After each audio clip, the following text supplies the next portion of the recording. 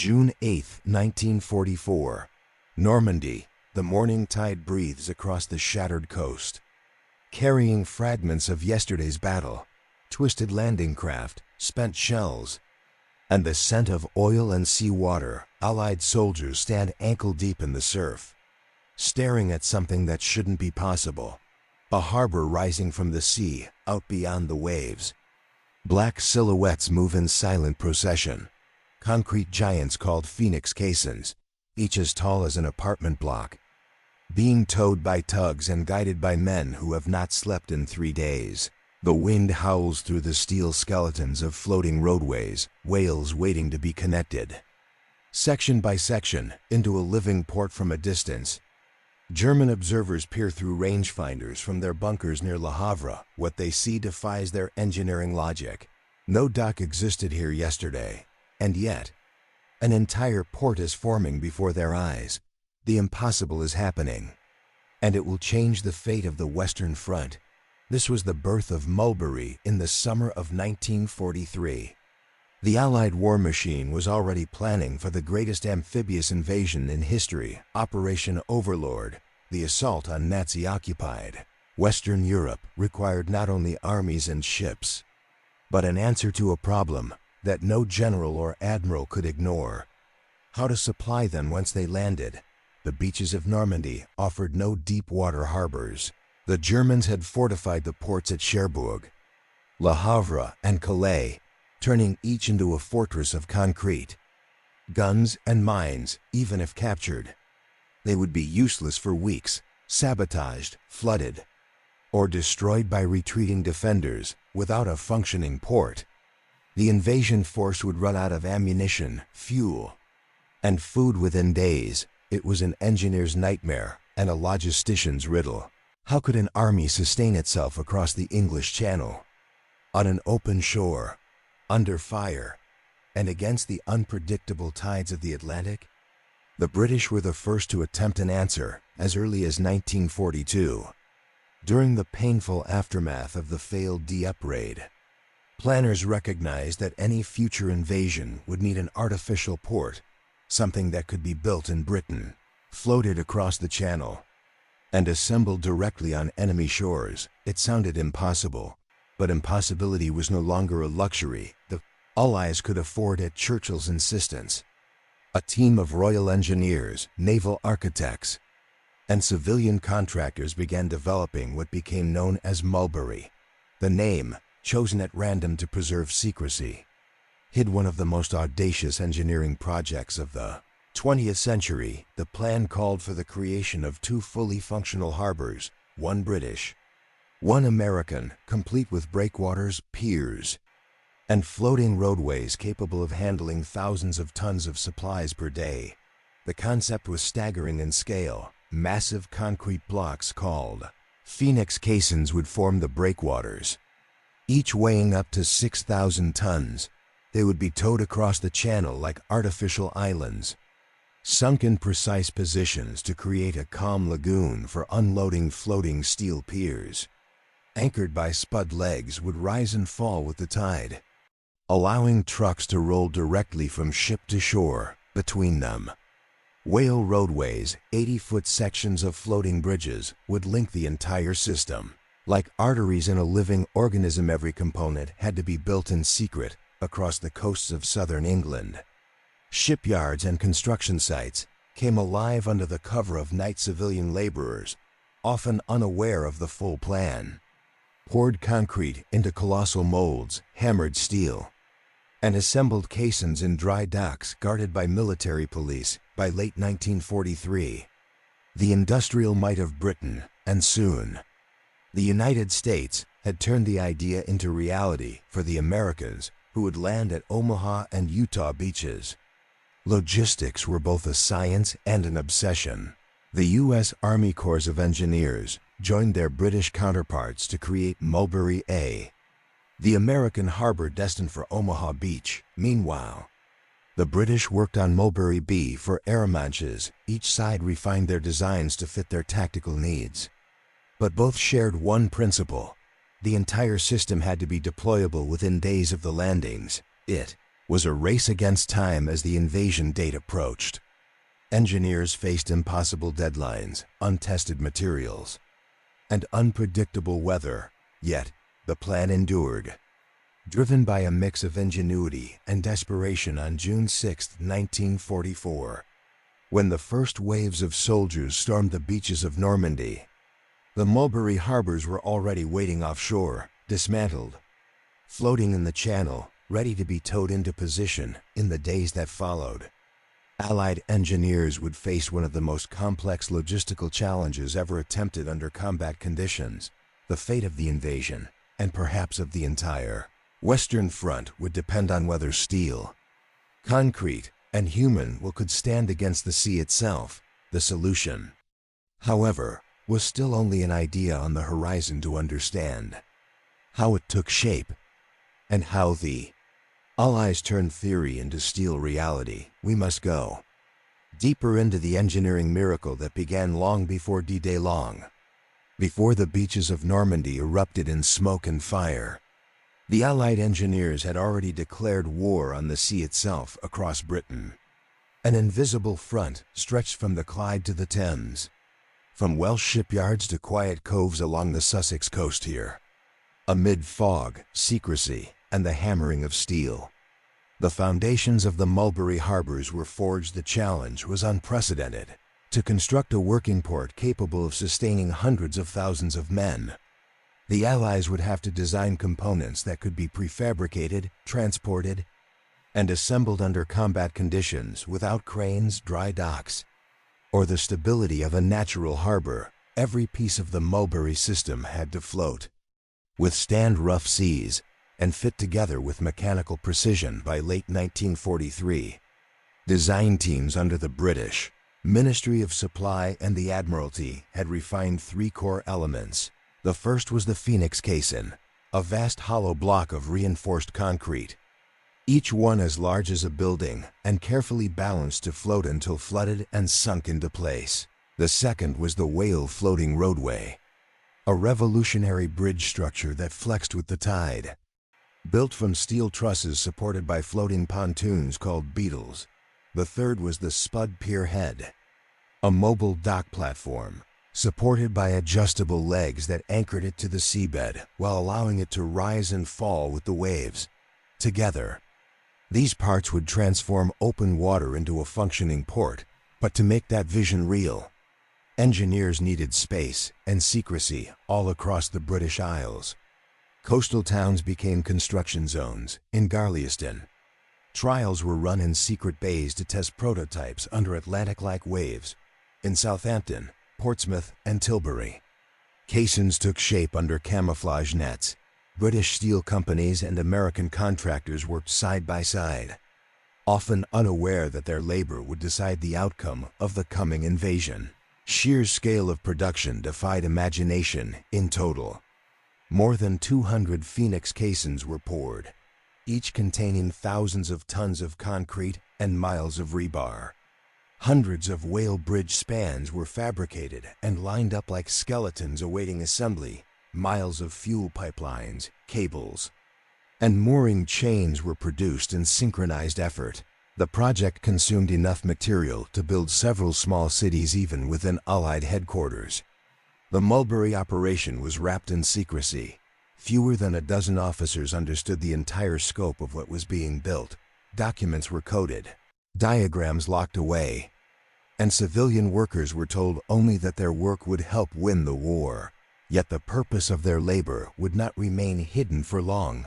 The Germans, through aerial reconnaissance, noticed strange rectangular shapes floating in British estuaries. Some intelligence officers speculated that they were foundations for artificial islands or anti-submarine defenses. Few imagined they were part of a portable harbor that could follow an army ashore. By early 1944, as the invasion plan matured, responsibility for the American harbor shifted to U.S. command. The Army Corps of Engineers coordinated with British logistics officers to adopt the design for Omaha Beach's geography, a shoreline exposed to heavy surf and lacking. Natural protection engineers had to factor in tidal ranges of over 20 feet, violent channel winds, and the constant threat of Luftwaffe attack. Every bolt and beam had to endure what nature and war could throw at it when spring came. Britain's southern coast transformed into a living factory. Tugboats waited in hidden coves, caissons floated in readiness, and the English Channel grew crowded with secrecy. The entire Mulberry Armada, more than 600,000 tons of equipment, was staged under the code name Operation Corncob then. In the early hours of June 6, 1944, as Allied troops stormed ashore under withering fire, the Mulberry fleet began to move tugs strained against cables, towing the first Phoenix caissons toward Normandy. It was the beginning of a race between engineering and destruction, between the elements and human design. By June 8th, the first caissons reached the French coast within days. The outlines of two harbors emerged from the sea. The greatest amphibious landing in history was now tied to the greatest engineering gamble ever attempted, and while soldiers fought for every inch of ground, the engineers, soaked, sleepless, and surrounded by chaos, began their silent battle against the Channel.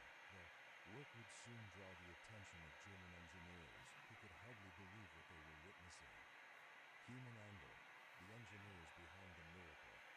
For most soldiers landing on Normandy's beaches, the war was a storm of bullets and smoke.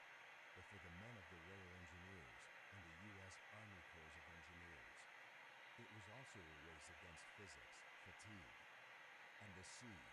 They were not celebrated heroes. They were men in oil-stained overalls, armed with welding torches instead of rifles, yet their endurance was no less remarkable. Many of them had spent months preparing on the southern coasts of England, training to assemble massive steel and concrete structures in freezing water. By June 1944, they were working 20-hour days, soaked to the bone, sleeping in muddy tents beside the roar of the surf. They built under the constant threat of German artillery and Luftwaffe bombing, repairing damaged sections even as waves tore them apart. Captain Robert J. Platt of the U.S. Navy's Construction Battalion, a Seabee, recalled in his report, "The sea never rested. We built in shifts. Men waist deep, hands raw, eyes red from salt and wind. We were engineers, but for those days, we were also sailors and soldiers. What held them together was purpose. They understood that behind every beam they welded and every casing they sank stood thousands of men waiting for food, ammunition, and fuel. Every hour of delay could mean disaster for the invasion."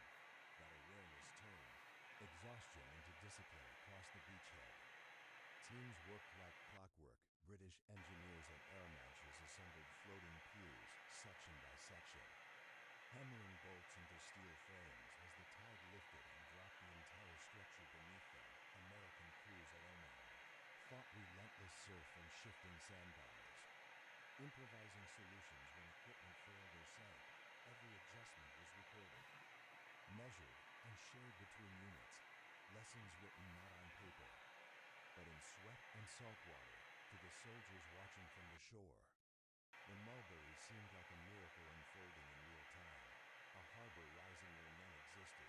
But to the engineers, it was the culmination of years of discipline and the quiet confidence that even in war, precision could triumph over chaos. The leadership angle, commanders of logistics.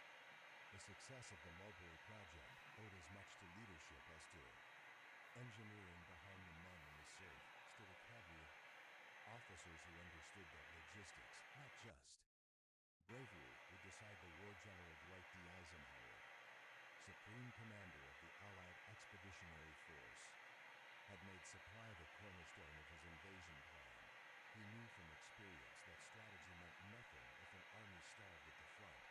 His Chief of Staff, Lieutenant General Walter Bedell Smith, and logistics head, Major General John C.H. Lee, coordinated every movement of fuel, food, and ammunition. But the true champions of the Mulberry concept were men like British civil engineer Sir Bruce White, who led the technical design of the harbor's Arromanches components, and American Colonel Cecil E. Rhodes, who managed the deployment of Mulberry A at Omaha. These officers bridged the gap between theory and execution. They faced not only enemy fire but also skepticism from their own ranks. Many senior officers doubted the projects feasibility. The turning point came when Churchill himself demanded progress, famously declaring, "They must float." His insistence forced every department to cooperate. Navy tugs were reassigned. Shipyards prioritized casing construction, and materials were diverted from other wartime industries. It was the kind of political and logistical coordination only total war could achieve. When the harbors began to function, even hardened skeptics were stunned within days. Trucks were rolling off Liberty ships directly onto French soil. The concept that once seemed lunatic had become the artery of the invasion. Eisenhower later admitted privately that the Mulberries were among the most crucial elements of the entire overload plan. The lesson was simple but profound. In modern war, leadership was no longer just about tactics. It was about engineering foresight, organization, and trust in human ingenuity. The moral angle: creation amid destruction. In the midst of the carnage of Normandy, the Mulberry harbors symbolize something paradoxical: creation amid destruction. While the guns of Europe thundered, thousands of men were building instead of breaking. The harbor's growing skeletons stood as silent defiance against the machinery of war. Every beam lifted from the sea, every bridge section joined, represented not only an act of logistics, but of belief that the invasion could be sustained. That liberation was not a dream, but a process built inch by inch. Soldiers fighting inland later described how seeing the harbor lifted morale. The sight of ships unloading supplies without pause meant that reinforcements, food, and hope were coming for the German engineers and coastal defenders watching from afar. It was a different kind of shock. Reports from the Wehrmacht's observation posts described the structure as impossible to understand. Some thought the Allies had captured an intact port and towed it to Normandy. Others assumed it was propaganda, until reconnaissance photos confirmed the truth to them. The harbor was a revelation. Industrial warfare taken to its ultimate expression, where construction itself became a weapon. It proved that Allied strength lay not only in firepower, but in the ability to mobilize science, technology, and human skill faster than the enemy could comprehend, even amid devastation. The Mulberry stood as a monument to progress, the idea that even in humanity's darkest hours, the urge to build could outweigh the instinct to destroy. The men who built it would not have called themselves heroes. They simply worked, day and night, against the tide. Yet, in their endurance lay the quiet heartbeat of victory, a rhythm that echoed through the surf and into history. And while the human and moral struggles defined the harbor's spirit, its true genius lay deeper still, in the mechanical precision and tactical innovation that made the impossible work under fire. The tactical angle, turning the tide with logistics. Wars are often remembered for battles, not for the bridges and docks that made them possible. Yet, behind every advance in Normandy lay a logistical miracle. The Mulberry harbors transformed the Allied invasion from a desperate beachhead into a self-sustaining war frontal. The first week after D-Day, thousands of tons of ammunition, fuel, and vehicles were still stranded offshore. The surf wrecked landing craft and delayed reinforcements. The beaches choked with wreckage, without a steady flow of supplies. Even victory on the beaches could collapse into stalemate. Then, the Mulberries changed everything. Once the first caissons were sunk and the floating roadways locked in place, ships could unload directly into organized lanes. Cargo flowed from Liberty, ships to trucks that rolled inland without pause in just a few days. What had been chaos became choreography, a symphony of cranes, winches, and engines moving to a single rhythm at Mulberry B. Off Arromanches, the British handled nearly 7,000 tons of supplies per day. Within a week of D-Day, doubled. Even tanks, the heaviest loads of all, could be driven ashore without waiting for tides for the American sector at Omaha. Mulberry struggled with rougher seas and a more exposed coastline. Yet it too began to deliver vital cargo. Every hour it functioned was a victory of logistics over nature. The ability to keep supplies flowing meant that Allied divisions inland could advance, link up, and push toward Cannes and Cherbourg. The Germans never fully understood what they faced. Their coastal defense plans assumed that any invasion without a captured port would fail within days when that assumption broke. So too did their confidence. The Mulberries were not merely ports. They were proof that the Allies had rewritten the rules of invasion warfare. Technological angle, engineering the sea. To understand why German engineers were astonished, one must see the Mulberries not just as structures, but as systems. They were modular, flexible, and alive, a mechanical organism designed to breathe with the tides. The Phoenix casings, each between 50 and 200 feet long, were built with watertight chambers so they could be floated and sunk precisely once in position. Valves were opened to flood the compartments, anchoring them to the seabed lined end to end. They formed a breakwater nearly a mile long, calming the waves within minutes. Behind, the breakwater stretched the whale roadways, floating steel bridges capable of flexing up to 2 feet with the motion of the sea. These were supported by pontoon floats, beetles, each chained to anchors that held their position while allowing vertical movement. The entire system could rise and fall 12 meters with the tide. Without breaking alignment, at the heart of it all stood the spud pier heads. Each was a floating platform the size of a football field, supported by 4 adjustable steel legs that rested on the seabed.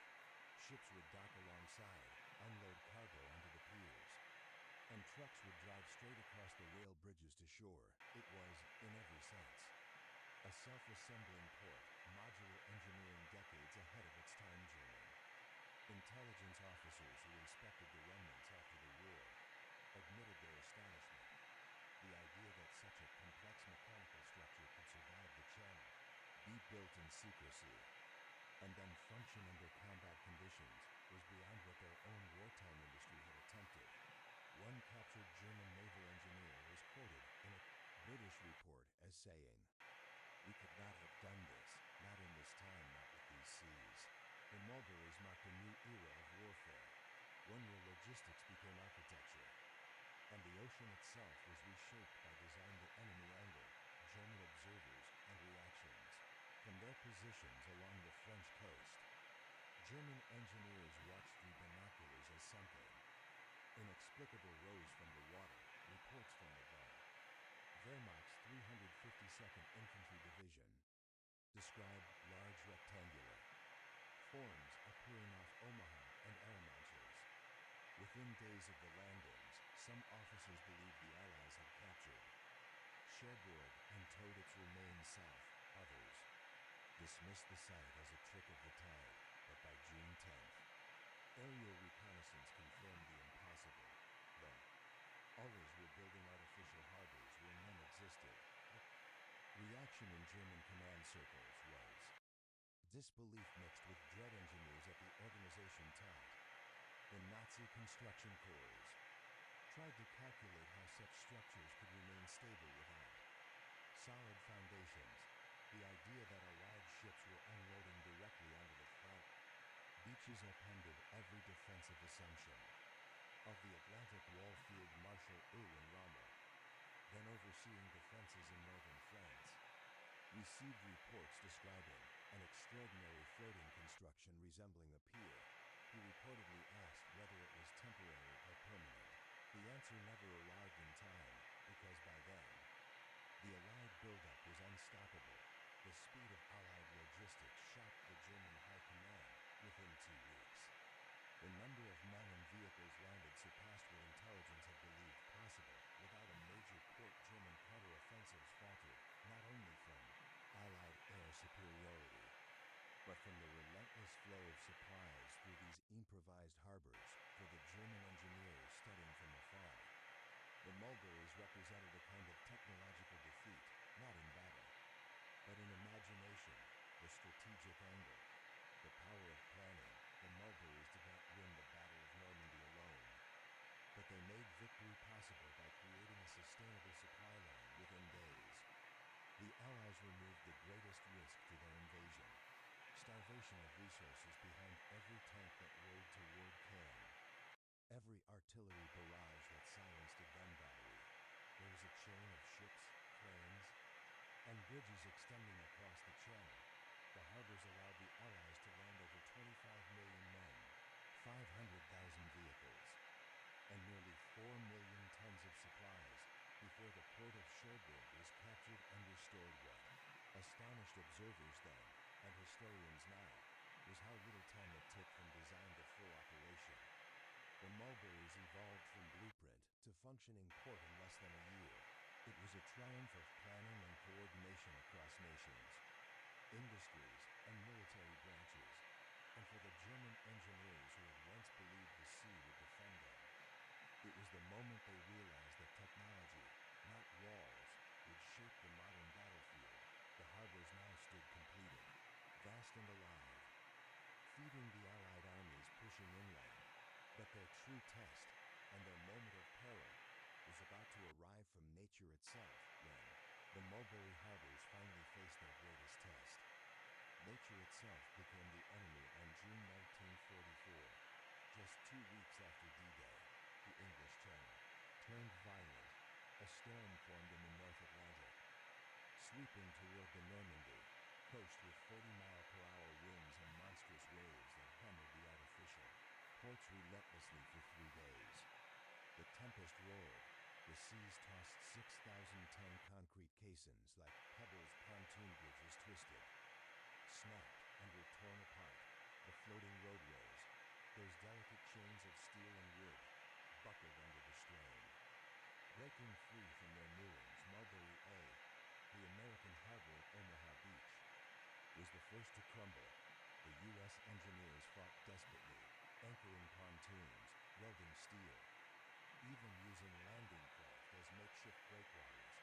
But the damage was unstoppable by June 22nd. The storm had ended, and so had WWII. What remained were shattered remnants of a dream, twisted metal, overturned caissons, and wrecked pontoons littering the beach. The American port was declared beyond repair across the coast. Mulberry B, the British harbor at Arromanches, had also suffered. But thanks to deeper anchoring, better positioning, and sheer luck, it survived damaged but functional. It would become the sole remaining lifeline for the Allied armies in France. The British engineers quickly reinforced it. They replaced damaged pontoons, extended the floating roadways, and strengthened the Phoenix caissons with steel plates within days. Mulberry B, now codenamed Port Winston, was fully operational again. From that moment, the survival of the Normandy supply line rested entirely on one artificial harbor. It became the beating heart of the Allied invasion over the next 10 months. Port Winston handled more than 25 million men, 500,000 vehicles, and 4 million tons of supplies. German aerial reconnaissance noted the strange, growing city on the sea, a harbor that had appeared from nothing and refused to die. One Luftwaffe report described it simply: an entire port has materialized on the French coast where there was none. The Germans were stunned. They had underestimated not just Allied technology, but Allied willpower. And from the ruins of Mulberry A and the resilience of Mulberry B, a new kind of warfare was born, one where logistics, not just firepower, would decide the future of nations. The storm had destroyed one harbor, but it had proven something far greater: that the Allies could build and rebuild faster than Germany could destroy it. Was the turning point that cemented the success of the Normandy invasion and ensured that the path to Berlin would remain open. The beaches, once drenched in blood, were now channels of relentless supply, and from that flow of men, fuel, and metal, the liberation of Europe would be forged. The battle for Normandy had been won not only by soldiers with rifles, but by engineers with blueprints, welders, and cranes. When the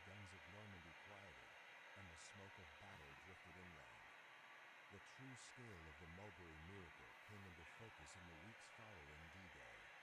Allied forces surged deeper into France, sustained entirely by the floating harbor that refused to fall. Port Winston at Arromanches had become more than a feat of engineering. It was a lifeline that fed an entire army's advance from the air.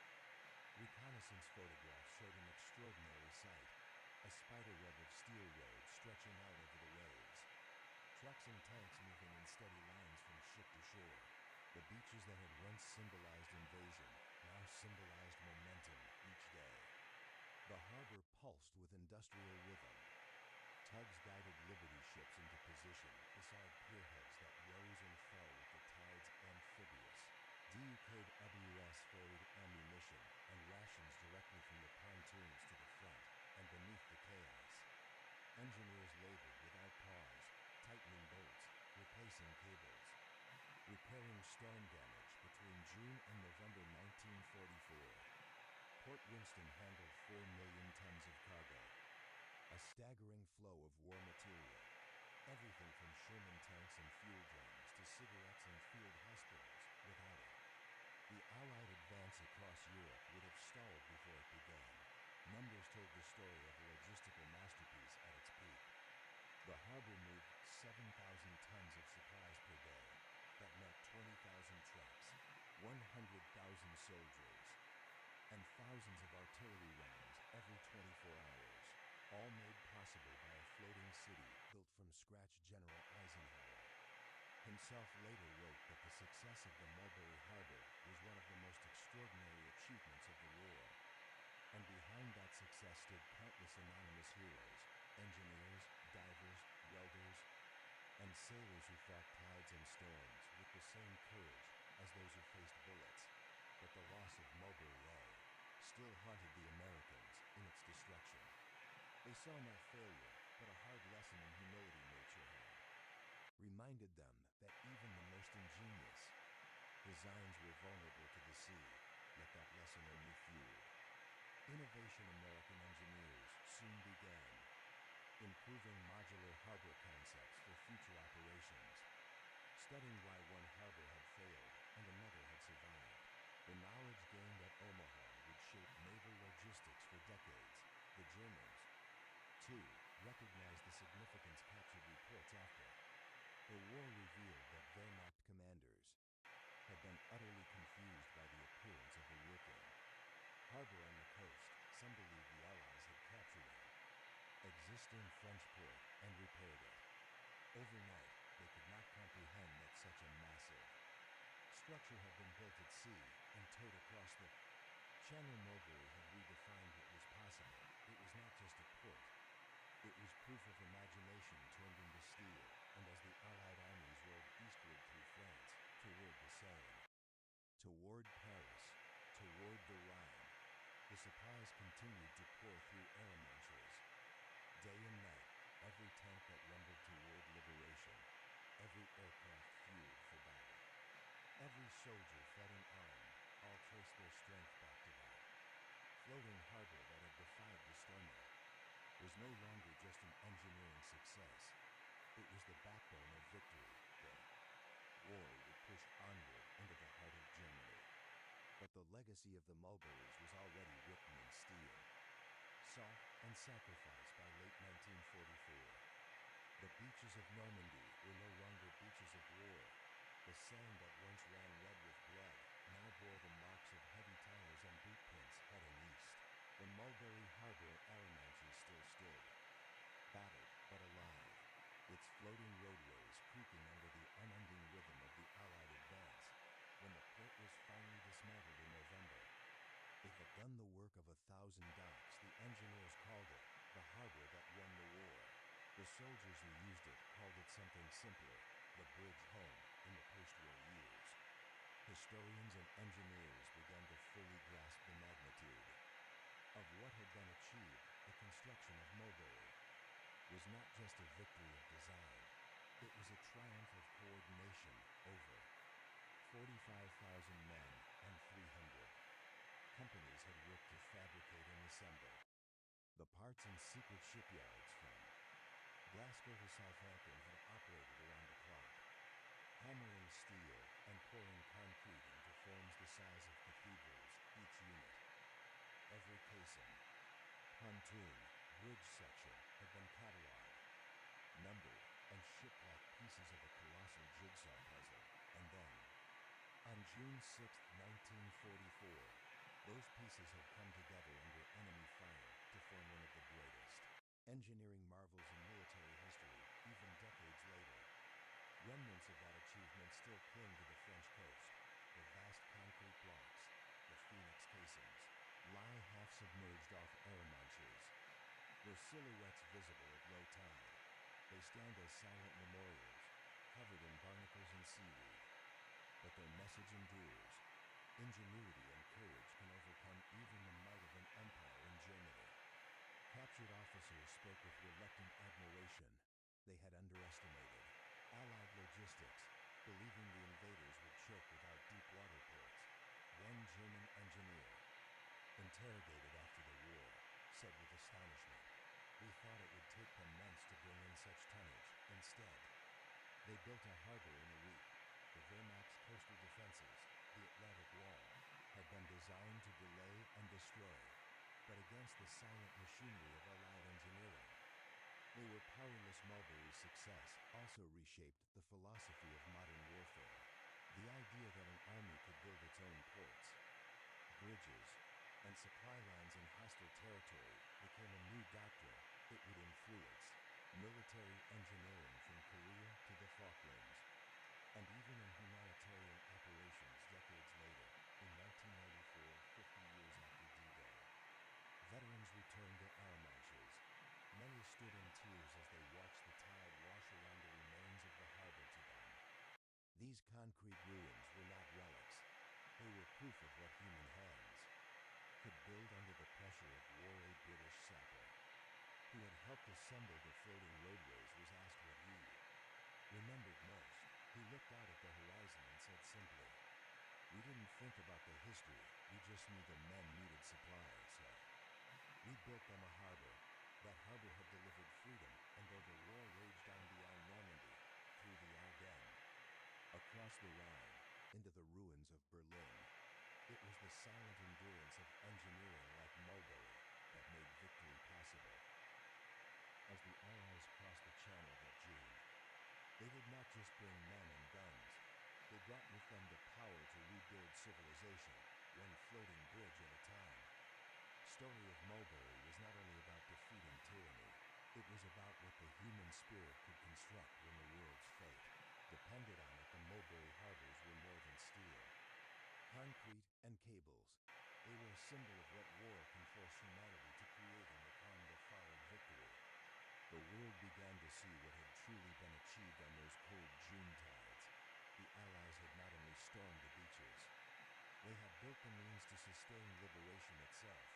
The Mulberries turned an open coast into a gateway of freedom, and in doing so, proved that engineering could be as decisive as any weapon for the men who designed them. It was not glory they sought, it was possibility. They worked under secrecy, doubt, and impossible deadlines, knowing that failure could cost an army its foothold, yet they succeeded. Crafting a port where none existed, and feeding a war machine that would free a continent. Even now, the remnants of Arromanches whisper across the surf. Barnacles cling to rusted steel, waves break over the old casings, and seabirds rest upon what remains of mankind's most daring construction. Time has softened the scars, but not the meaning. Mulberry was proof that victory in war is not just won by those who fight, but by those who build. It stands as a reminder that in the darkest hours of history, innovation can become a weapon of hope, because sometimes the difference between defeat and liberation is not a gun, a tank, or a general, but a harbor rising from the sea.